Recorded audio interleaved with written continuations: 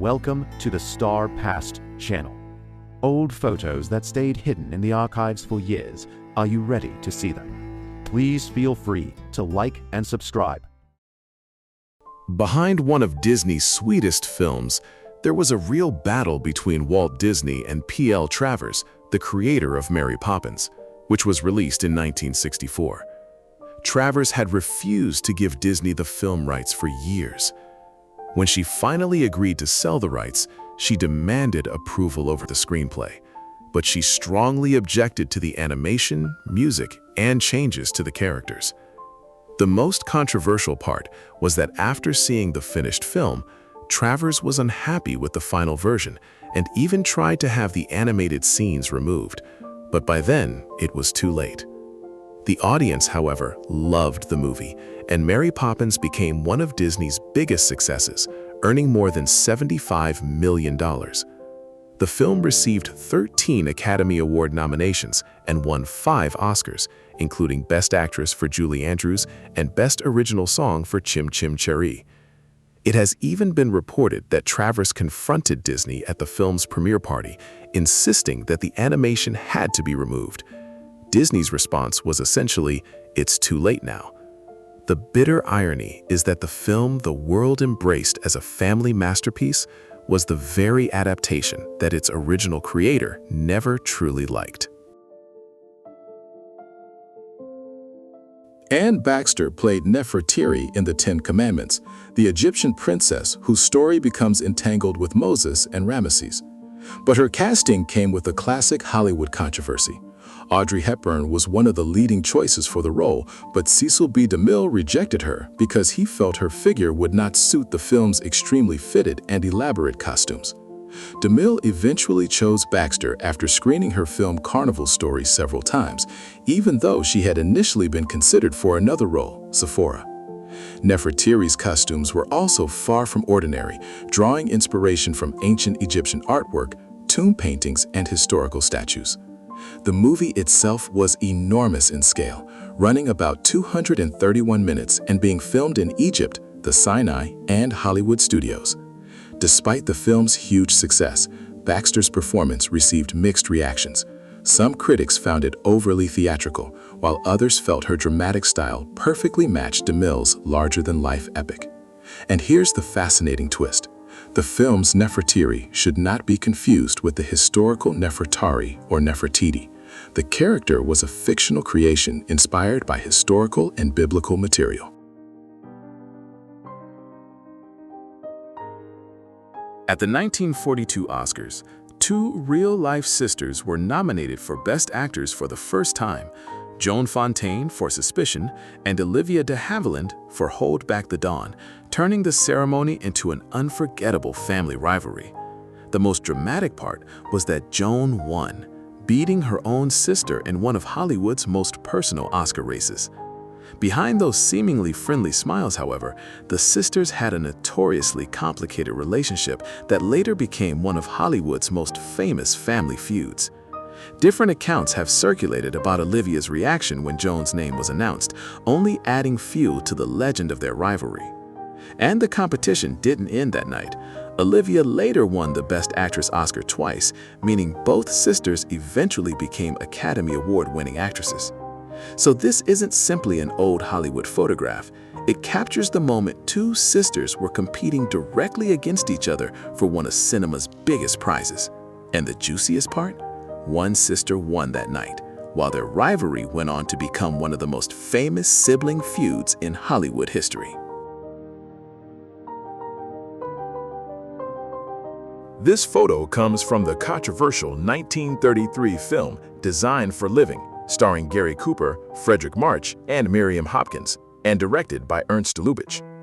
The story follows a woman caught between 2 men who refuses to choose between them, instead entering an unconventional relationship with both, an extremely bold idea for Hollywood at the time. The film was made during the brief period before the strict enforcement of the Hays Code, when Hollywood had far more freedom to explore controversial relationships. Even Noel Coward, who wrote the original play, was unhappy with the film because most of his original material was heavily rewritten or discarded. The movie later faced strong opposition from censorship authorities because of its sexual and moral themes, making a re-release difficult once the Hays Code was fully enforced. The juiciest part? The film essentially brought the idea of a three-person relationship into mainstream American cinema through comedy, something considered shocking in 1933. That makes this photograph more than a picture of three stars. It captures one of the final moments when Hollywood could put such a taboo subject on screen before the era of strict censorship. This photo comes from Oscar night on March 30, 1955, when Grace Kelly and Marlon Brando both won Best Actor awards. Grace Kelly won Best Actress for The Country Girl, beating nominees including Judy Garland, Audrey Hepburn, and Dorothy Dandridge in one of the era's most talked-about acting races. Brando won Best Actor for On the Waterfront, which dominated the night with 8 Oscars, including Best Picture and Best Director. The fascinating part is that both stars were only a few years away from major changes in their lives. Grace Kelly would soon leave Hollywood and become the Princess of Monaco. Brando, meanwhile, took a completely different path and became one of the most influential actors in film history. The juiciest detail is that Judy Garland was considered a major contender for A Star is Born, but the Oscar went to Kelly instead, a decision that has remained a subject of debate. In the end, this is more than a photo of 2 Oscar winners. It captures a future princess and a Hollywood legend standing together at the absolute peak of their fame. This photo is from the controversial 1932 film Red Dust, starring Jean Harlow and Clark Gable, and a story filled with forbidden relationships and scandalous romance. The film was made before Hollywood's strict censorship system was fully enforced, allowing it to push sexual themes and marital infidelity much further than later films could. But behind the scenes, Harlow's real life was hit by tragedy when her husband, Paul Byrne, died by suicide during the production in September 1932. Harlow temporarily left the production, but filming continued, making the tragedy one of the darkest episodes of her short life. Meanwhile, Harlow and Gable had such explosive chemistry that they eventually appeared together in 6 films, becoming one of Hollywood's most famous screen pairings of the 1930s. Red Dust later became an important piece of American cinema and was added to the National Film Registry in 2006. Even more surprisingly, the story was remade in 1953 as Mogambo, again starring Clark Gable, this time alongside Grace Kelly and Ava Gardner. This photo is from Mr. Deeds Goes to Town, the 1936 film directed by Frank Capra and starring Gary Cooper and Jean Arthur. The story begins when Longfellow Deeds, a simple man from Vermont, suddenly inherits $20 million and is thrown into the world of New York City. But the money changes the people around him. Lawyers, reporters, and opportunists try to exploit his innocence and even make him appear mentally unstable so they can control his fortune. The juicy part is Jean Arthur's character. She is a reporter who initially approaches Deeds under a fake identity to get a story, only to develop genuine feelings for him. Behind the scenes, the role was originally intended for Carole Lombard, but she left the project and Jean Arthur replaced her. The film received 5 Oscar nominations in 1937, including Best Picture and Best Actor for Gary Cooper, but its only win went to Frank Capra for Best Director. It even caused a political controversy. Nazi Germany banned the film because it included actors considered non-Aryan, turning a romantic comedy into an unexpected target of racial censorship. This photo shows Martin Luther King Jr. and Sammy Davis Jr. during an era when Hollywood stars were becoming involved in the fight for Black civil rights. Davis did more than simply support King publicly. He took part in fundraising events and helped raise money for the movement. In 1961, an event featuring Davis, Frank Sinatra, and Dean Martin raised more than $50,000 for King's movement. But the controversial part was that Davis's activities and his connection to King were monitored by the FBI.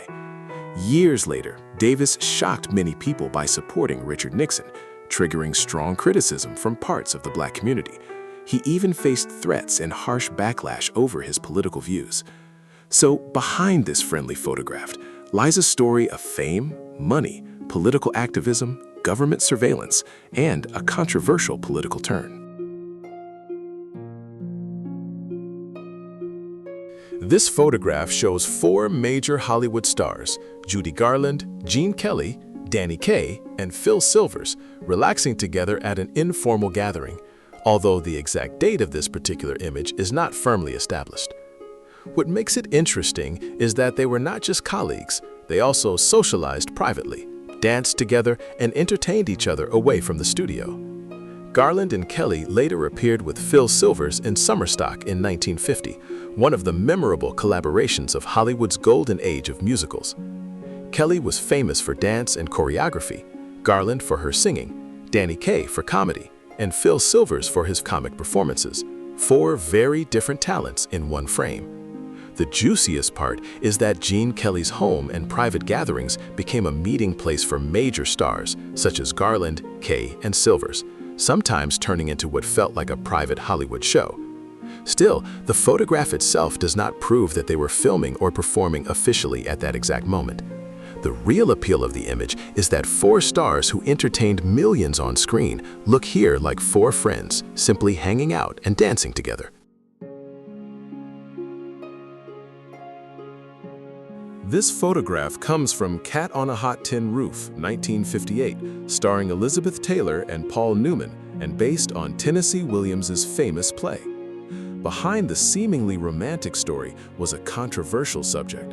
In the original play, Brick's repressed relationship with his friend Skipper and his homosexual undertones were central to the story, but Hollywood censorship largely erased them from the film.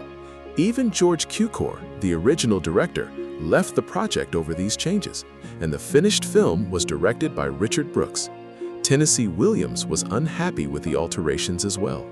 But Elizabeth Taylor's real life became even more dramatic. During production, her husband, Mike Todd, was killed in a plane crash in 1958. Only months later, Taylor began a relationship with Eddie Fisher, Debbie Reynolds' husband, and a close friend of Mike Todd, creating one of Hollywood's biggest scandals of the 1950s. Despite all the controversy, the movie became a major success and one of MGM's biggest hits of 1958, while Taylor and Newman both received Oscar nominations. The most scandalous part? Behind this calm-looking screen couple were censored homosexuality, a sudden death, and a real-life love triangle, all unfolding at the same time. This photograph shows Natalie Wood, one of Hollywood's most famous stars of the 1950s and 1960s, who began acting as a child and quickly became a major star. At just 16, she received an Oscar nomination for Rebel Without a Cause, and later reached the height of her fame with films such as West Side Story.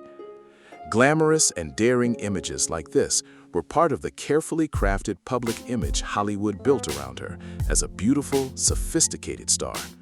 Her private life was constantly in the spotlight as well. She married Robert Wagner twice, and her relationships regularly made headlines. The darkest chapter came on November 29, 1981, when Natalie Wood disappeared near Catalina Island after spending the night on a yacht and was later found dead in the water. The presence of Robert Wagner and Christopher Walken that night fueled decades of speculation, unanswered questions, and controversy surrounding her death. That is why behind this glamorous photograph is the story of a Hollywood star whose life began in fame, but ended with one of the most mysterious deaths in Hollywood history. This is a behind-the-scenes photo from North by Northwest, 1959, showing Cary Grant and Eva Marie Saint going over the script between takes. The film was directed by Alfred Hitchcock, with Saint playing Eve Kendall, a mysterious and seductive woman at the center of the story. The fascinating part is how closely Hitchcock controlled Saint's image, including her clothes, hair, makeup, and even her mannerisms to create his ideal version of a sophisticated femme fatale. The production used real locations in places such as New York and Chicago, while major parts of the famous Mount Rushmore chase were recreated on enormous studio sets. Even more controversial, national park officials objected to filming the chase directly on Mount Rushmore, forcing the production to recreate much of it elsewhere. Cary Grant was 55 during production, while Eva Marie Saint was only 35, yet Hollywood turned them into one of cinema's most memorable romantic thriller pairings. Behind this calm backstage moment was one of Hitchcock's biggest productions, a film combining espionage, romance, deception, and pursuit that became a classic of American cinema. This photograph shows Hedy Lamarr in Ziegfeld Girl, 1941.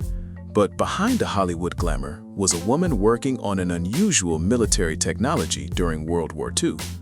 Lamarr and composer George Antheil developed a frequency-hopping system designed to make radio-controlled torpedoes harder to jam or intercept.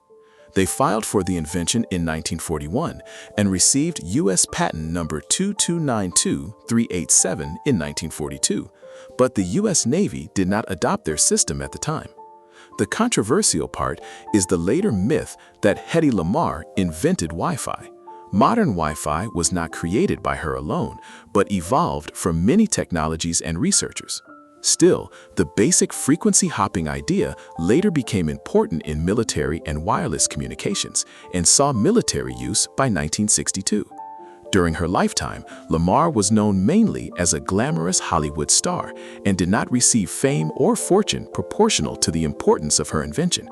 The most fascinating part is that one of Hollywood's most famous beauties was also an inventor whose work became historically important to the future of wireless communication.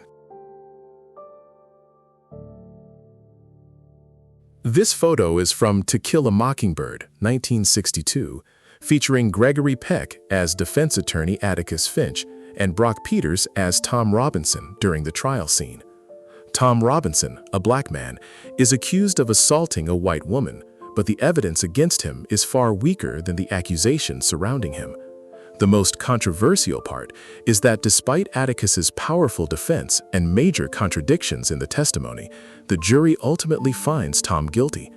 The film shows how, in a deeply racist society, skin color can become more powerful than evidence and even truth itself. Brock Peters later spoke about the personal importance of playing Tom Robinson, especially because the film was released while the American Civil Rights Movement was still fighting for equality. Gregory Peck won the Academy Award for Best Actor, and the film became one of the most influential courtroom dramas in American cinema. The bitter irony is that Atticus lost the case in court, but the film won in history by exposing an injustice that many people did not want to see.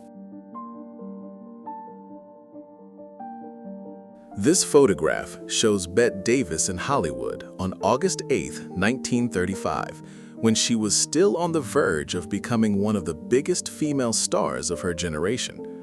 At the time, she was under contract with Warner Bros., and her serious performances and independent personality were quickly turning her from a studio actress into a major star.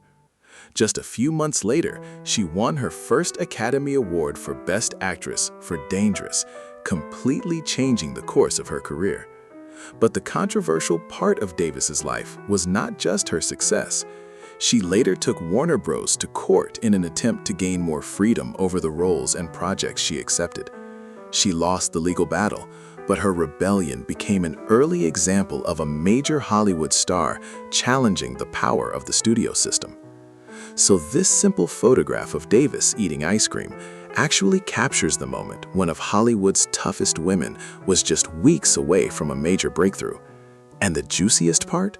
Behind this charming summer snapshot was a woman who would soon win an Oscar and later fight one of America's most powerful studios for control over her own career. This photo comes from the 1939 Western Dodge City, starring Errol Flynn and Olivia de Havilland, one of Warner Bros.' most famous screen pairings. It was Errol Flynn's first major Western, with him playing Wade Hatton, a lawman facing gunmen and criminals tearing the town apart. What makes it especially interesting is that Flynn and de Havilland appeared together in 8 films, with Dodge City being their 5th collaboration. The production was so heavily promoted that Warner Bros. Even organized a special train carrying stars, reporters, and other guests to Dodge City for the premiere. Flynn and de Havilland had become such major celebrities that the premiere turned into a huge public event, drawing crowds far larger than the town's normal population. During the same trip, Olivia de Havilland even left the train in Pasadena so she could reach the set of Gone with the Wind, meaning she was connected to 2 major films of the era at the same time. And the juiciest part? Behind this romantic-looking image were 2 stars Hollywood had effectively turned into a dream couple, with every appearance together generating enormous media attention. This photograph comes from Love in the Afternoon, 1957, directed by Billy Wilder and starring Audrey Hepburn and Gary Cooper as the film's central couple. The most controversial issue was their age gap. Hepburn was 28 during production, while Cooper was 55, an enormous 27-year difference. The story itself was provocative as well, with Cooper playing a wealthy womanizer who becomes involved with Hepburn's much younger character, raising moral concerns at the time. Cary Grant was reportedly considered for the role first, but turned it down, only to star alongside Hepburn a few years later in Charade. To make Cooper appear younger, Wilder reportedly used soft lighting, special filters, and carefully controlled camera angles to reduce the visible age difference. The ending was also changed for the American release, adding Maurice Chevalier's voice to make the romance seem more acceptable to conservative audiences by suggesting the couple eventually married. And the juiciest detail? One of Hollywood's glamorous romantic pairings was built around a 27-year age gap, so noticeable that the filmmakers had to use cinematic tricks to hide it. This photograph was taken behind the scenes of Spellbound in 1944, showing Ingrid Bergman and Gregory Peck during a break from filming, not in Chicago. The film was directed by Alfred Hitchcock and follows a psychiatrist who falls for a mysterious man while trying to uncover the secrets behind his psychological problems. What makes the movie especially interesting is that Spellbound helped bring ideas about psychoanalysis, dreams, and the troubled mind into mainstream Hollywood filmmaking. Even Salvador Dali was involved in designing the film's surreal dream sequence, creating a strange combination of Hitchcock suspense and surrealist imagery. The juicier detail is that behind this casual-looking moment, 2 of Hollywood's biggest stars were working on one of Hitchcock's most psychologically ambitious films. Bergman and Peck were both at the height of their fame, and the project became an important chapter in both of their careers during the 1940s.